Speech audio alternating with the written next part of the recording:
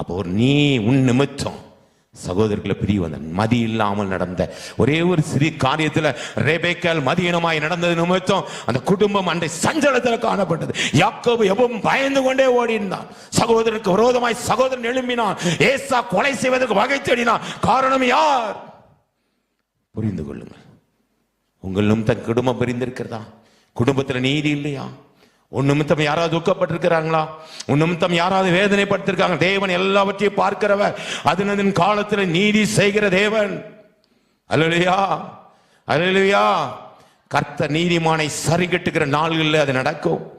சில நேரங்களில் பாடு வரும்பொழுது நீ பதறாத, உட்கார்ந்து யோசி. ஏதாவது நான் தவறு இருக்குன்னா தேவனுக்கு முன்பதாக, இல்ல நான் போற ரூட்டு தவறா, என் பிள்ளைகளை வழி நடத்துறது தவறா, நான் செய்த காரியம் தவறா, ஏன் இது தடைப்பட்டு கொண்டிருக்குதுன்னு யோசி.